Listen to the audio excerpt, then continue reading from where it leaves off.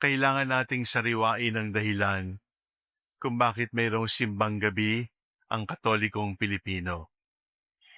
Kung tatanungin tayo ng hindi Katoliko o ng hindi Pilipino, bakit kayo pumupunta sa simbahan 4:00 ng madaling araw bago magpasko?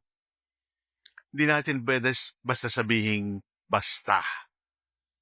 Di natin pwedeng basta sabihing ginawa ito dati, gagawin namin at gagawin pa ito ng mga apo natin.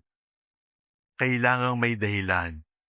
At ang ating pagsisimba sa ganitong oras ay may sariling dahilan. Bakit 4:00? Bakit madaling araw? Bakit siyam? Ang unang aral na dapat nating tandaan ay hindi natutulog ang Diyos. Itinuturo sa atin yan ng pananampalataya. Yung iba natatakot kasi hindi natutulog ang Diyos, hindi sila makakalusot. Iba ay natatakot, hindi natutulog ang Diyos, kaya kahit meron kang ginagawa sa dilim, alam ng Diyos yun. Subalit yung pagsasabing hindi natutulog ang Diyos ay isang salita ng pananampalataya. Kung titingnan natin ang Diyos parang ating magulang, hindi natutulog ang Diyos kahit ikaw ay mahimbing, sapagkat hindi ka padadapuan ng lamok, sapagkat hindi ka pababayaang mabasa ang lampin, sapagkat hindi ka pababayaan kahit mahimbing ang iyong tulog. Ang hindi natutulog ang Diyos na ipinapahayag natin sa pamamagitan ng simbang gabi ay paalaala sa atin na ang Diyos ay hindi lamang nagbabantay. Ang Diyos ay nag-aalaga. At hindi lamang siya nag-aalaga siyang tuloy-tuloy at walang pahinga. Kaya nandito naman tayo sa oras ng tulog, sa oras na gusto pa nating nasa kama, subalit gising na tayo para naman sabihin natin sa Panginoon, Panginoon, kahit paminsan-minsan po kami ay tutulog-tulog at walang gana. Kahit paminsan-minsan nanlalamig kami at parang lupaypay. Narito kaming bumabangon sapagkat gusto naming pasalamatan na hindi kayo natutulog, nagbabantay, nag-aalaga para sa amin lahat. Ang pangalawang dahilan kung bakit tayo nagsisimbang gabi ay nais nating sabihin na may sariling oras ang Diyos. Mayroon po akong relo at mayroon din siguro kayong relo o mayroong cellphone na nag-a-alarm kasi paalaala sa atin 3:00 na, 4:00 na, 5:00 na. Subalit, walang oras ang Diyos sapagkat ang Diyos ay pareho kahapon, ngayon at bukas. Iba ang oras ng Diyos. Iba ang panahon ng Diyos. Kaya kapag tayo ay nagdasal, hindi naman natin binibigyan ng deadline ang Diyos. Sasabihin natin, Panginoon, sana pagkatapos ng 3 araw, wala nang sakit ang mahal ko. Hindi natin pwedeng sabihin, Panginoon, sana by December 31, may boyfriend na ako, may girlfriend na ako.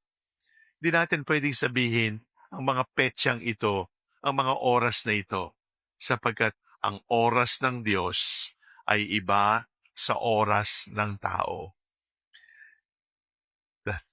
The mind of God, the thoughts of God are not the thoughts of men. God sees with the heart.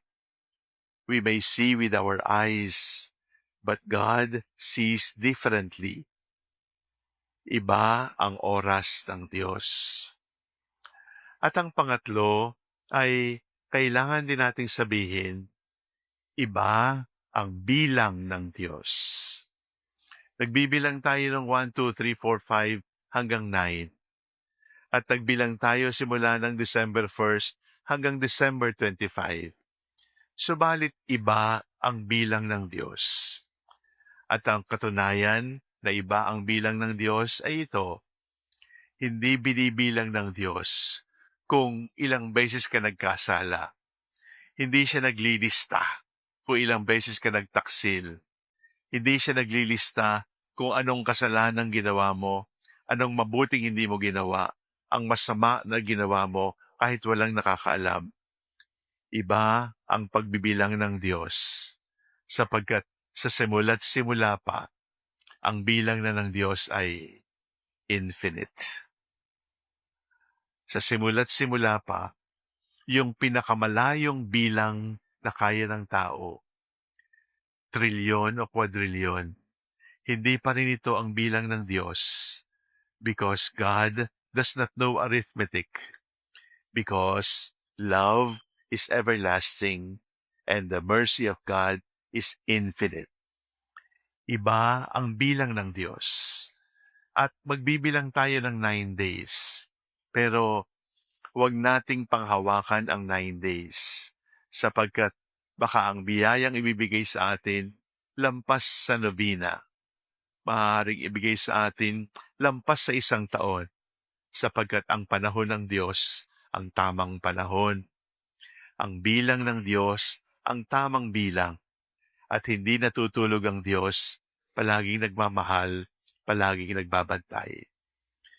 Pasalamatan natin ang Diyos sa kanyang pagmamahal na hindi natutulog. Pasalamatan natin ang Diyos sa kanyang pagmamahal na iba kung magbilang at hindi naglilista ng ating kasalanan. At pasalamatan natin ang Diyos sapagkat walang 4:00 ng umaga para sa Diyos, sapagkat ang Diyos ay walang hanggan. Jesus Christ, God, is the same yesterday, today, and forever. My dear brothers and sisters, that is why we are here. Because we want to say to God, Lord, thank you for the love. Thank you for the sleepless love. Thank you for not counting my sins.